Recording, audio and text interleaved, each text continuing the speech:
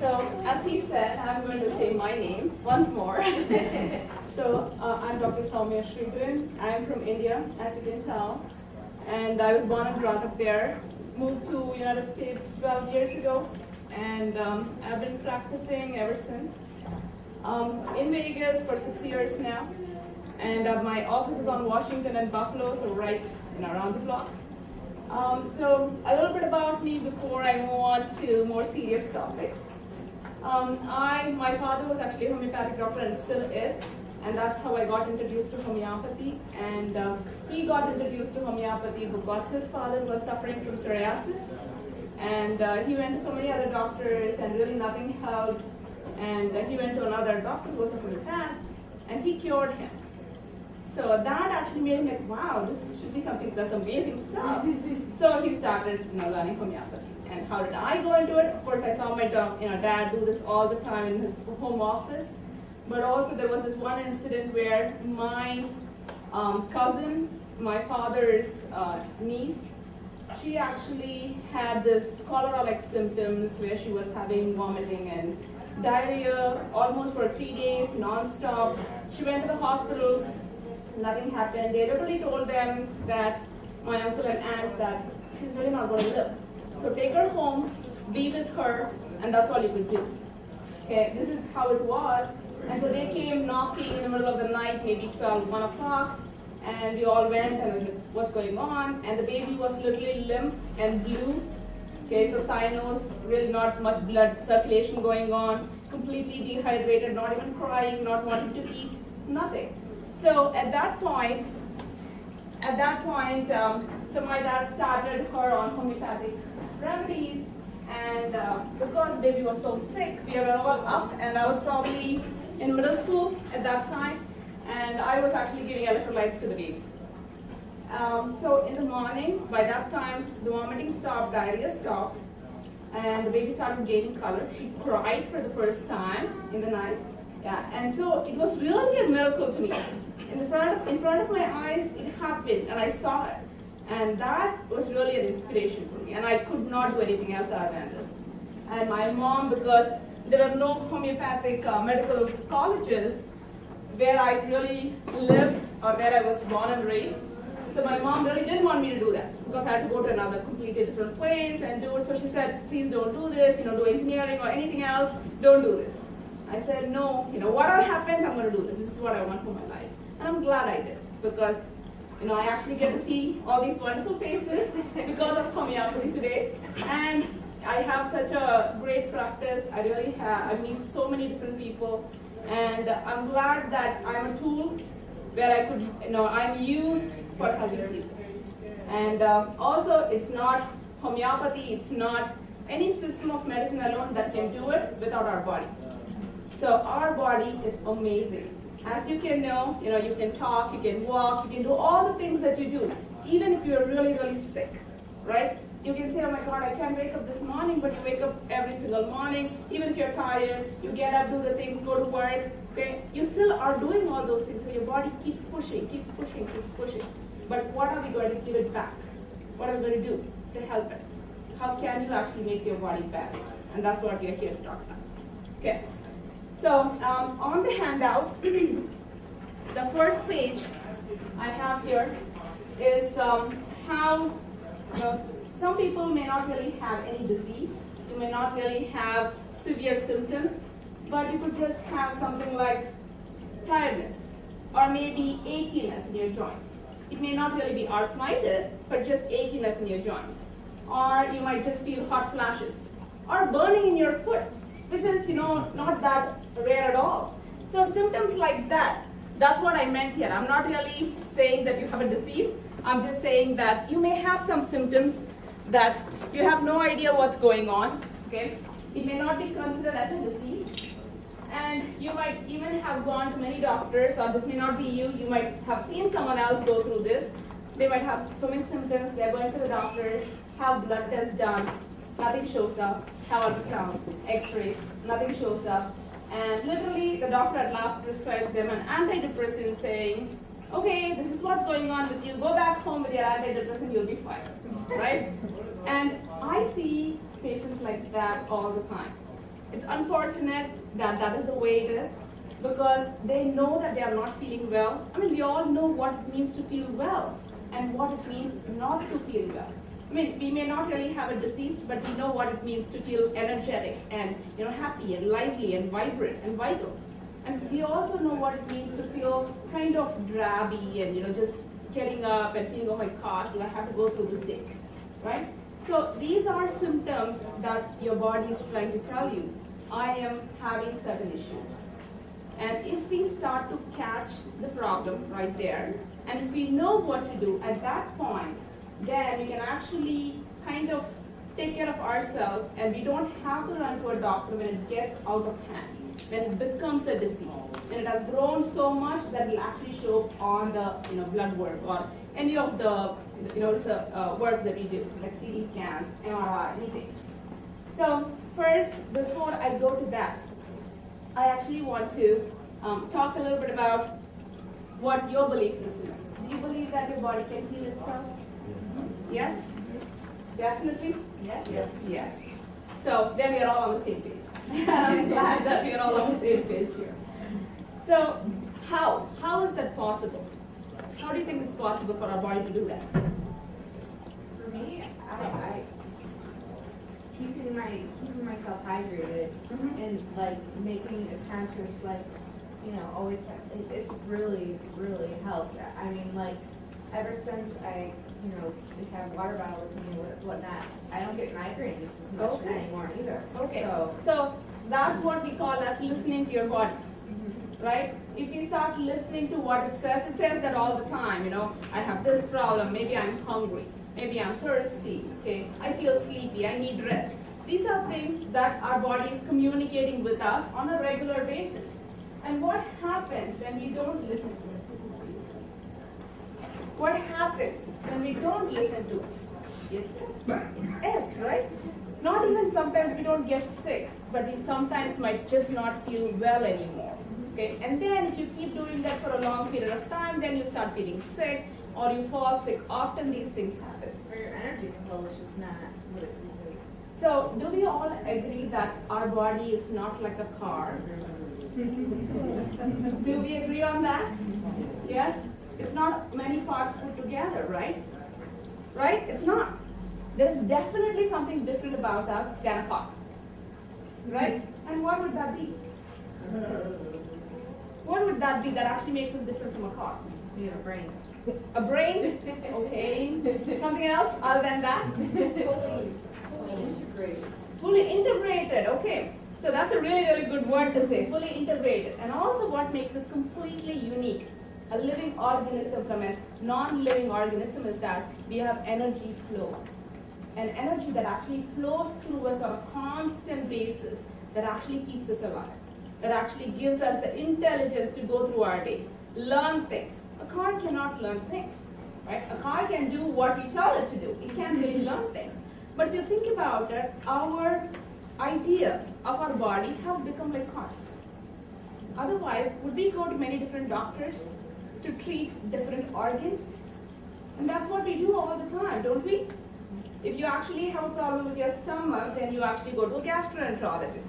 If you have a problem with your kidney, you go to a nephrologist. Right? If you have a problem with your brain, you go to a neurologist. And there is no communication here, and we actually treat each of those organs separately as if we are a car. So what makes us different is we are actually not even one whole organism. We are so many small living things that are put together. And those living things we call as cells. So, anything that you call your skin, your stomach, your pancreas, small intestine, large intestine, any organ that you may have is composed of cells. So we are literally trillions and trillions of cells put together and makes us as one organ. And each of these cells have an intelligence of its own, which is amazing. It's not something that we actually tell our body. For example, I always say this, thank goodness we actually don't actually have to control our breathing. If we did, we would be dead by now. Okay, because we forget. After maybe 2 times, we'll say, okay, did I breathe? Oh my God, I forgot. And we'll be dead by now. But we don't. And there is an intelligence that is apart from our brain which actually functions and which actually keeps us living, which actually keeps us breathing, which actually helps us heal too. So there are so many different types of modality that do that. But first we have to understand how our body functions in order to understand what you can do later to take care of. And that's where we always have a problem, because we don't understand how our body works. We think, okay, I eat, I breathe, and then, I'm working, and that's it. This is all life is. But it's not. There is so much, and they are so integrated. I like that word. Okay. So it is so integrated. And if you'll actually go to this page right here on your handout,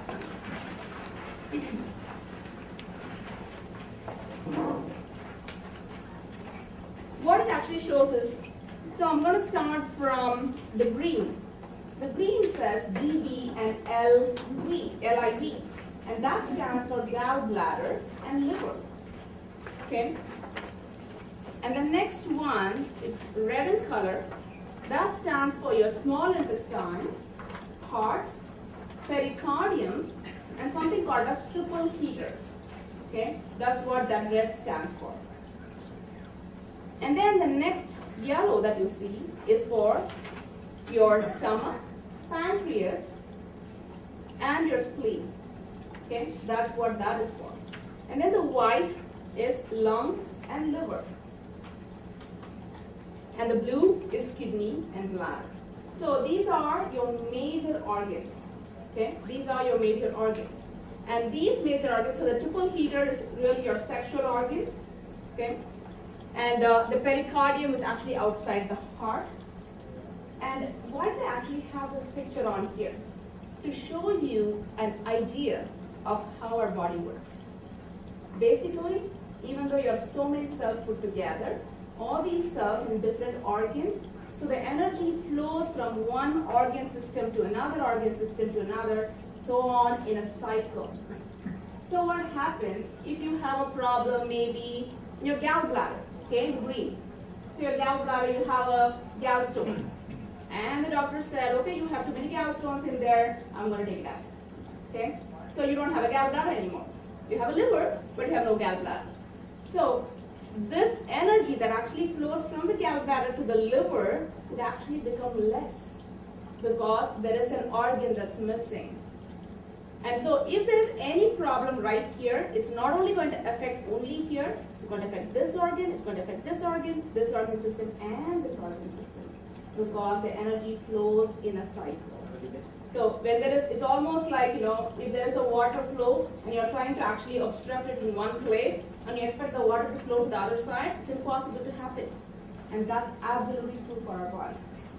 So if we understand how these organ systems function together, if you have a problem, okay, maybe achiness of joints, for example. Let me take that example. Okay, achiness of joints or even arthritis.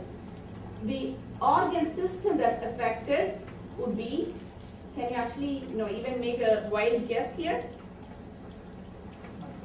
Muscle? So, liver? Good guess. Any other guesses? No? It's actually your stomach, pancreas, and spleen. So if that gets affected, your joints get affected. So every time you have, let's say you have pain, and you actually go and take an ibuprofen, Advil, any of those things, yes, the pain gets suppressed. Why? Because that nerve that's actually supplying that is not working anymore. It's not sending signals anymore. So it does get suppressed. But where is the problem coming from? From your stomach, pancreas, and spleen. So unless we take care of that problem, this arthritis is never ever going to be cured. And that's why conventional medicine says that this cannot be cured. Because they don't know where it's coming from. How can they ever say that? It's impossible to treat that. And also, so this is just one example, but I can go on and on and on and give you so many examples as to how an organ system that you don't even think will have any correlation with another is affected just because there is a problem in there. And it could be, it may not really be deficiency all the time. For example, when I say stomach, pancreas, and spleen, it doesn't mean that it's not just functioning properly. It could be functioning excessively, and that will give the same problem in a different way. So if an organ system is not functioning optimally, then either way, it's actually going to be a problem. Okay? It's not that, okay, so what can I do now? And that's what we have to talk about. And we will talk about that in just a minute. Okay? So this actually gives you a fair idea of how our organ systems are connected. And so there is no way you can actually treat a disorder by treating just that organ alone. You have to treat the body as one whole system. And when the cells start to become more healthy, then there is no problem in that organ system, which means that the effect that it has on another one is going to go away. And this is really something that most people don't even think about because this is not taught, right? Nobody tells us these things. And so we just believe that I have pain here, the pain is right here. The pain is not anywhere else. But there is so much more going on inside. And also you might have, you have taste buds, right? For different tastes. So there is at least, actually 6, but let's just consider 5 major ones, which is bitter, sweet, we all love that, sour, salty, and spicy or pungent, right? And there's also another taste that's called umami, kind of bitter, but has a different flavor to it, okay? And so these tastes, we always think as something for pleasure, right? And that's actually not true. Yes, it does give us the pleasure. Okay, we enjoy these foods, which is amazing, but there's also something else connected to that. And the first thing that I'll say is sweets. How many of you like sweets here? I know many hands will go, me too, me too, me too. So, sweets. The organ system that's connected to the taste sweet is stomach, pancreas, and spleen. So, when you eat sweets, those get stimulated. These organ systems are happy. So does it mean that we have to eat lots of sweets? That sounds about right? You all wish that I would say just that. But unfortunately, no. That's not true. But sweet, if you see, there are foods that are sweet by nature. Not the sugar that they make, not the desserts that they make, but foods that are sweet by nature. Like sweet potatoes, right? Carrots actually are slightly sweet. All the fruits, they're all sweet. So all of them are sweet. And nature has provided the sweet taste by nature itself because it is required for our organ systems to function optimally. But what do? Because we actually like sweets, we go ahead and keep eating sweets every single meal, desserts every single meal, because we love that. Okay? And what that will do is that will actually make your stomach, pancreas, and spleen excessively stimulated. And when it gets excessively stimulated, it will lead to arthritis. Okay? This is just one example. The next taste, let's consider bitter. And I know most people don't like bitter. Anybody like bitter here? No, right? And there is actually an evolutionary reason for why we don't like bitter too. It's not just that we don't like bitter. It's because evolutionarily when we were cavemen, we could not really, most of the foods that were bitter were poisonous. So, people who actually ate bitter, they died. Okay? And naturally that gene was not passed on. And that's why we don't like bitter. But all bitter foods are not poisonous. So we stay away from bitter, but it needs to be included in our diet because the organ system that gets stimulated when you eat bitter are heart and small intestine. So if you never eat anything bitter, you are actually not stimulating your heart at all. So you need to take foods that are slightly bitter. Like, any examples? Huh? Bitter melons. Anything else? I'm sorry? Cactus, I've never tasted that. They are bitter? Yeah? Aloe vera, for example, is bitter. Right? Aloe vera is actually slightly bitter. It's not excessively bitter, but slightly bitter. And so that. And there are so many other foods. Black walnut, hull is actually bitter. Neem is bitter. So these foods are actually very, very good for you. So these need to be included in our diet. The third taste that I'll move on to is pungent, spicy. And you probably know what gets stimulated by this from your day-to-day life. If you ate, especially if you don't like spicy, and you went to a restaurant, especially Indian food, right? And you ate something that's spicy, what happens to you? What symptoms do you have? Yes. Which is? Your ice cold water, what else? It's not a runny nose, right? So it is lungs and large intestine. That is the meridian that gets affected or that gets stimulated. So that's why if you have a cold, if you have a sinusitis, you take horseradish. Oh my God, it'll clear your sinuses out. And that's because it stimulates the organ system. If you think about it, it's amazing. We do these things. It's not something I'm just bringing out of the sky. Okay, these things we do in our day-to-day life, but we just don't actually correlate them. We never see the relationship. And that's why, because the pungent flavor, the spiciness of foods bring about or to stimulate the lungs and large intestine. And also some people who eat spicy food will have runs. They're on the runs, right? And that's exactly because of that. It clears it out. Okay? So the next stage that I'll move on to is, again, you'll know this one too, sour. So sour foods. If you have ever thrown up, even once in your life, okay, and if it was green in color, do you remember the taste of it? Sour. Sour. So which organ system would be stimulated by this taste? It actually comes from somewhere else. It actually comes from liver and gallbladder. So liver and gallbladder get stimulated when you eat something sour. So the first step to become healthy is to include all these different, did I say salt? No, I did not. Okay. So salt, that's the last one. And again, you know this one too. Because we correlate them, I mean we don't correlate them, but we actually see them in our day-to-day life. So when you eat salt, blood pressure, which organ is it related to? You know, it's another organ that, so if you eat lots of salt and then you drink water, what do? Kidneys. Bladder and kidneys. They are actually directly related to kidneys and bladder. So most people who have hypertension, high blood pressure, will say, oh my God, now I'm never going to eat salt, which is actually a bad idea. Okay, that's actually a bad idea. You should not completely go off of salt. You should include foods that have some sodium in them, some natural salts, because it actually stimulates the kidney and the bladder. Yes. What if you have low blood pressure problems? If you have low blood pressure, probably you do crave salts. Are you supposed to have it? Yes. And so craving, a lot of times we all have cravings, right? We have cravings for suddenly salty foods. And if you think about, we don't actually crave foods, we crave taste. That's completely two different things. We always think, okay, I want chips, potato chips, or I want some peanuts, but you're probably craving for salt. And if you really love your dessert and you want a piece of a pie, you're not really craving for that pie, you're craving for that taste, which is sweet, not sugar. Sugar and sweet are completely different. They are not the same. Sweet is a taste, sugar is a thing. Okay? And so when you're craving for something pungent or highly seasoned foods, you're actually craving for that taste again. And salt and sour, all of them are the same. You know, you might have seen some kids actually chewing on lemon or lime, right? That's because they actually want that.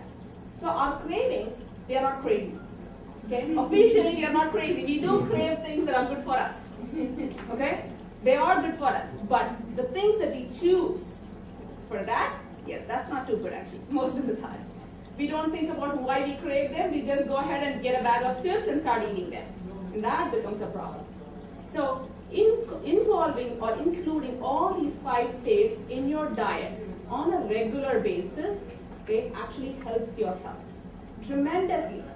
But it needs to come from foods that are good for you. So I'm not really telling anyone here that you need a bag of potato chips or go ahead and get a whole pie and eat it. Okay, please don't ever say that I said that. Okay, I did not, for the record. So because you actually crave those tastes, go ahead and indulge. But indulge in foods, for example, if you crave sweets, go ahead and get some sweet potatoes, bake them, eat them, enjoy it. Have fruits, no issues at all. But when we go overboard, then we have a problem. So everything in moderation is really, really good for you. So the first thing that you should actually do from here on is every single meal, try to include all the 5 tastes in every single meal. And there was a Chinese internal medical doctor who said this. He said, when you include, his name is Mei Ching, and he said, if you include all these 5 different tastes in your diet on a regular basis, your bones will be straight, your muscles will be strong, Your pores will be small. Women, take note. Your pores will be small, and you'll actually live a healthy, long life. Such a small tip, right? But it actually helps.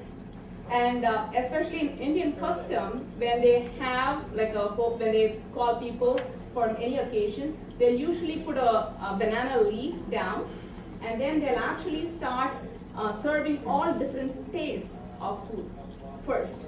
And you're not supposed to eat until they complete serving. And it's such a torture, I'm telling you. Just looking at the food you can't eat. But they'll keep doing that because one, it actually stimulates your taste buds. You're looking at food that actually makes you produce all the digestive enzymes inside. And your taste buds are ready for all these tastes. And they're providing all these different tastes. And they never actually do, all these spice or anything like that, but they actually have a piece of fruit for sweet. And mango for something sour, the raw mangoes. Things like that will be served in order to actually accomplish those 5 things. And that was for the well-being of a person. And also, how do we eat? We all have busy jobs, we're also busy running around, right? Don't have time for breakfast. Probably then come back home tired, maybe grab a bag of chips, and then eat a dinner that, probably whatever's in the refrigerator, right? But if you actually think about why we work, the one thing that we actually work for is to eat, right? That's it.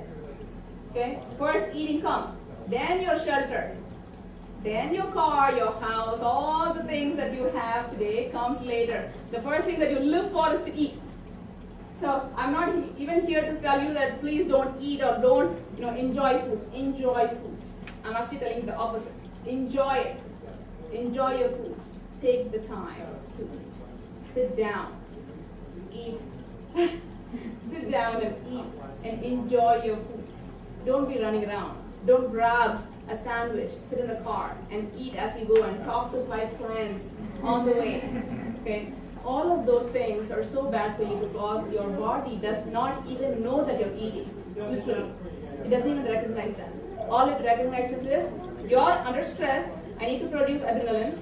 She's running away from maybe a lion, right? I mean, that's what your body thinks, to be honest. It doesn't know any difference between whether you're running away from a lion or you're actually running away from a client or a person who's actually coming behind you. So it does not know the difference.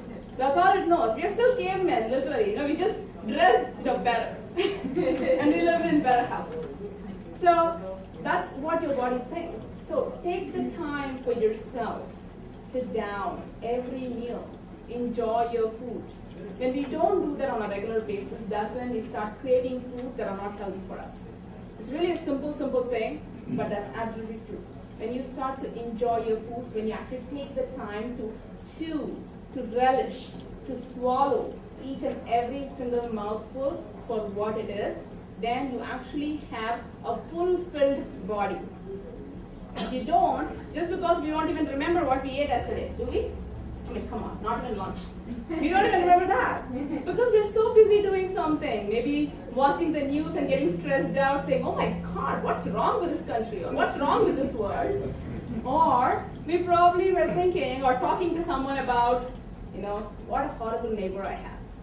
Right? So many things that we talk about and do that we actually don't take the time to enjoy what we are actually living for. So the next thing that I would say is not only include all the different tastes, but please enjoy your food. Chew your food. Because for your stomach, your pancreas, and your small intestine. So how many of you don't want to get diabetes here? All of you. Good. Then chew. That's it. Okay? If you don't ever want to become diabetic, the first thing that you have to do is chew. Chew your food really, really, really well until it becomes a paste in your mouth, and then swallow. Okay? That's, again, these are all not, rocket science. All of you can do it, right? I think you all want to become healthy. That's why you're here. So these tips you can easily follow, but we tend to forget. We actually think about, maybe tomorrow's job, maybe the thing that I have to do, maybe get my hair done, maybe, call this person, right? So many things that we have on our mind that we actually forget what's in front of us. So chewing is really, really, really essential. The next thing that I would say is drinking water. Okay. So, do we drink a lot of water, less water? Your doctor suggested 8 glasses of water every single day, didn't he or she? Yes?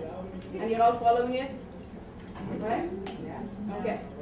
So now, here I am going to contradict that completely. Okay?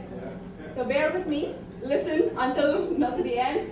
And then you can ask me the questions. So water, which is actually connected directly to your kidneys as well as to all your digestive organs. So how do we actually drink water? If you think about, let's say it's cold outside, you drink cold water. Okay? What happens to you right away? You get cold. You feel cold. Anything else? You catch cold. So it's not really a catching cold, but you start to have runny nose. And that is because your lungs suffer when you drink cold water or cold drinks. So your body's temperature, if you think about it, it's at 98.6 degrees Fahrenheit, give or take 2. Okay. So that's around where your temperature is. And that would be a really, really hot room. Okay. I feel like it is right here. I'm sweating. But so that's pretty warm if you think about it. You won't be able to live or stay in a room which is 98.6 degrees, but that's where your body's temperature is. And you drink maybe a water which is, I don't know, 40 degrees Fahrenheit, and think about how much your body needs to work to bring the temperature up. Your lungs suffer every time you drink cold drinks and cold water. Okay, it actually goes into a stagnation. The energy flow stops at your lungs. That's where you start to have those runny nose. And then from the lungs, it can't move on to the next organ system because it's stagnating right there. What would help? Room temperature water or warm water. Because your body temperature is 98.6, even if you actually warm the water, it will not get to that temperature at all. But at least you will help your body to keep that temperature up so that it doesn't have to spend all that excess energy in trying to bring the body temperature up. And I know people who actually drink maybe 20 cups of water, which is cold, ice cold, every single time. And think about your body. Oh my God, it's probably crying and saying, stop, don't do that to me, right? But we do that because it actually maybe feels good, or we are not conscious as to how we feel. You might even have a brain freeze after it, but still we'll go and grab another cup of cold water and drink that. What happened here? We have no idea. So drinking water, that is the temperature of the water, but drinking water. So how many of you practice drinking water first thing in the morning when you wake up? Oh, quite a number. And how many glasses? 2? 1, 2, 1, 1, okay. 2, 2, okay. So, are you thirsty for 2 glasses of water? No. Are you thirsty for 1 glass of water? No. So why do we drink?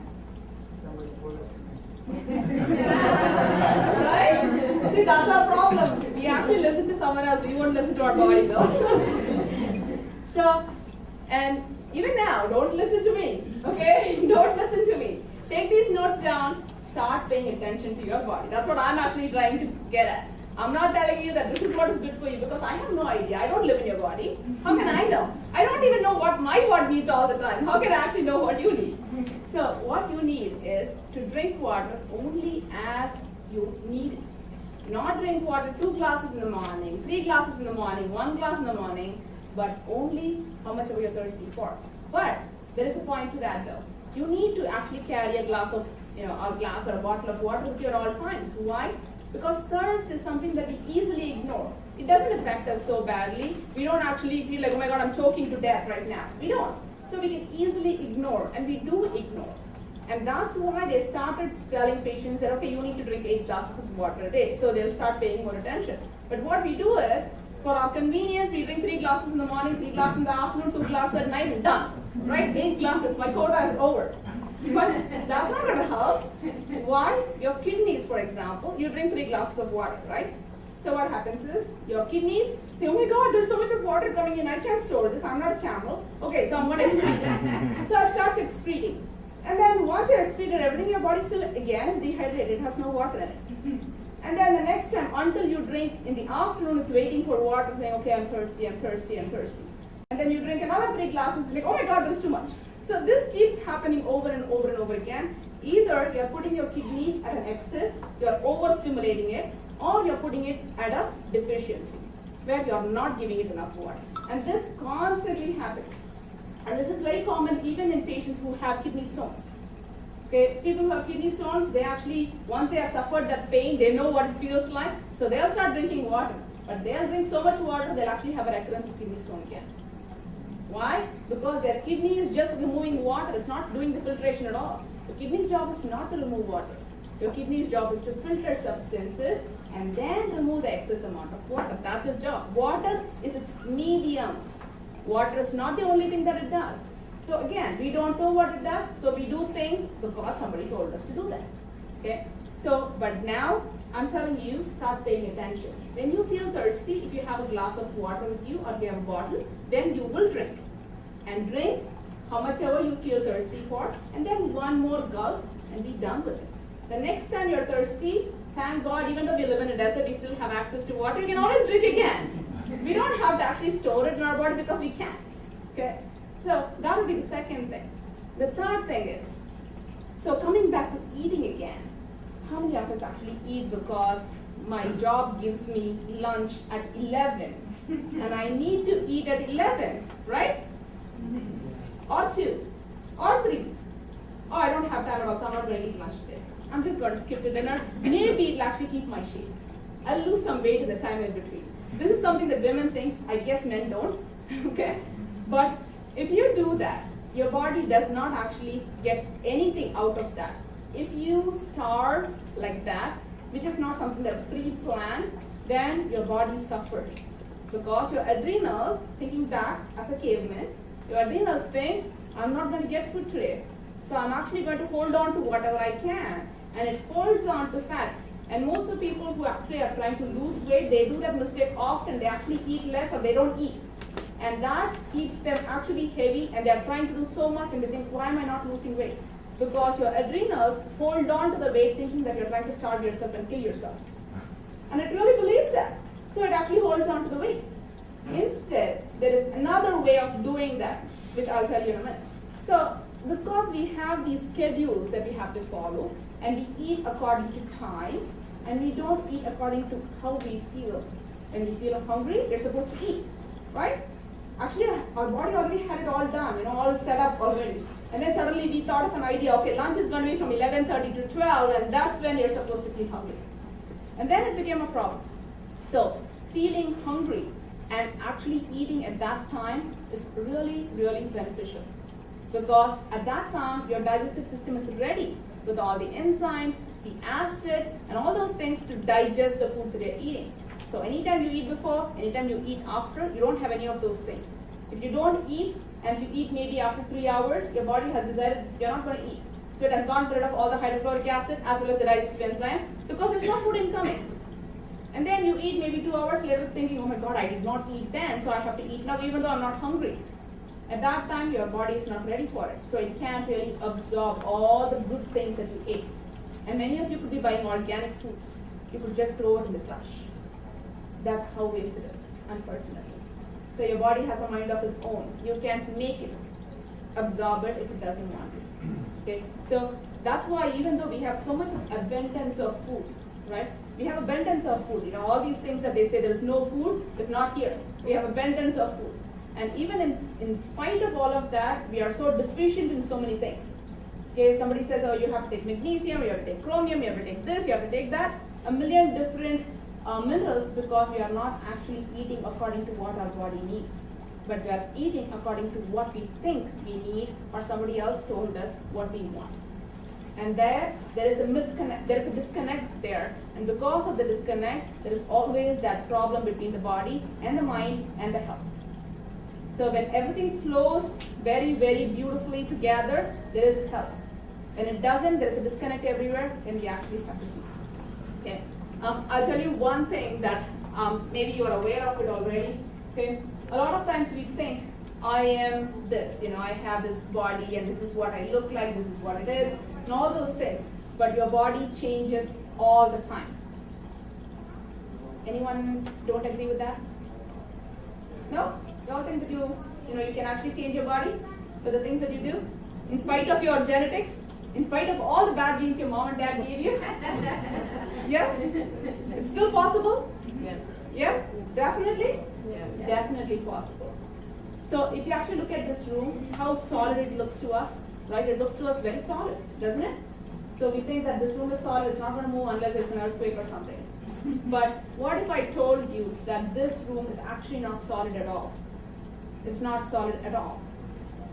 Because of our perception, because of our eyes, which is so limited, we actually see this as a solid room.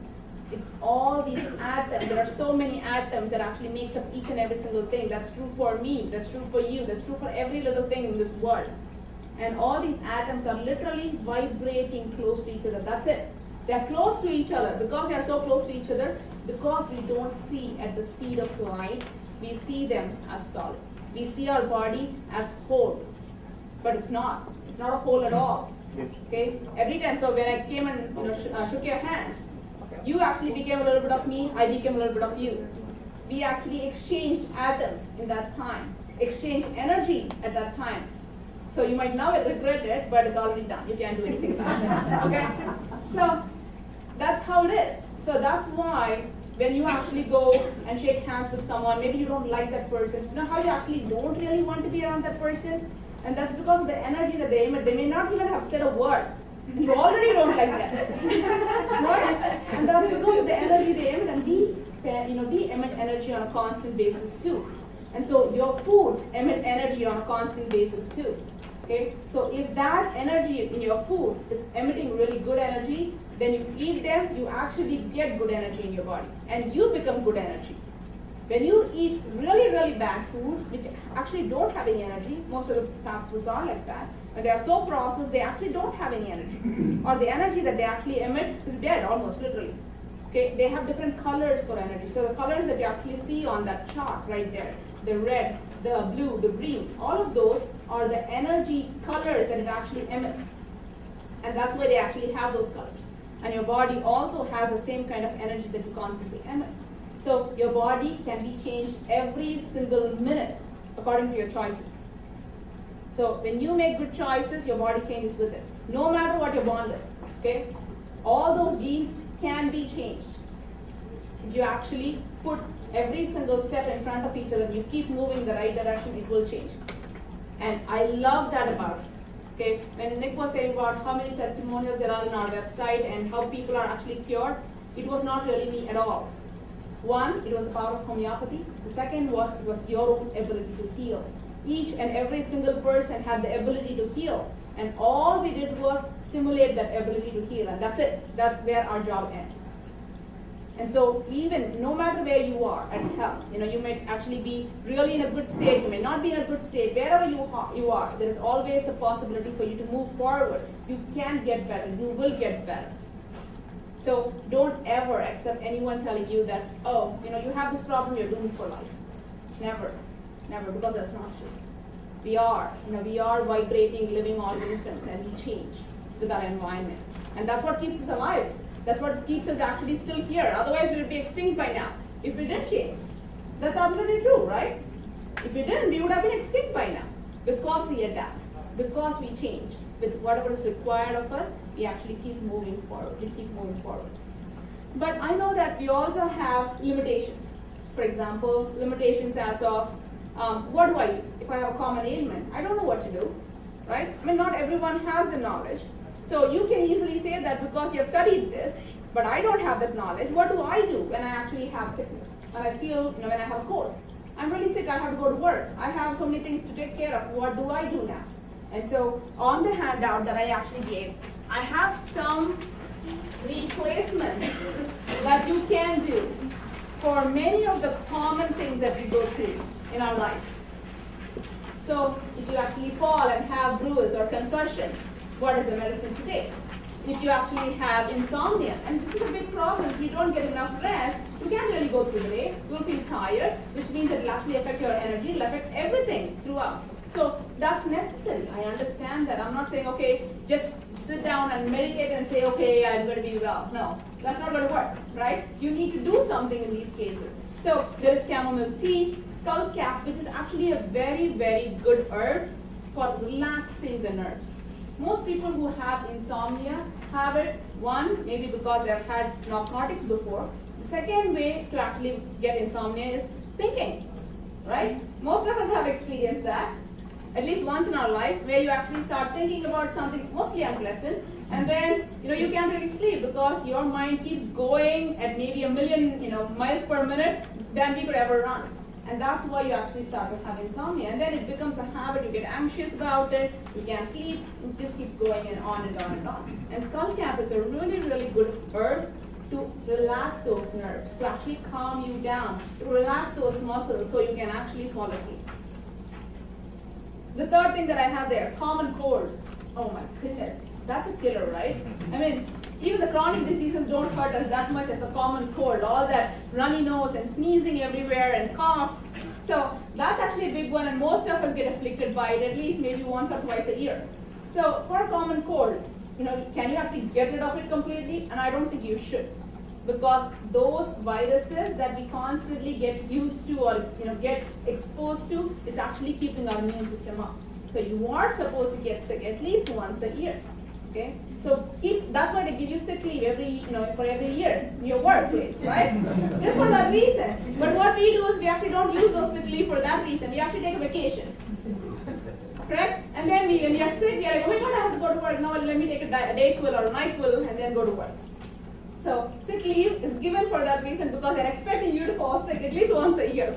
Okay, so take the day off. See, if our life was a vacation every single day, we wouldn't actually need a vacation. Because we are running all the time, that we actually need to run away from that so that we can actually relax. So relax on a regular basis instead of relaxing once a year.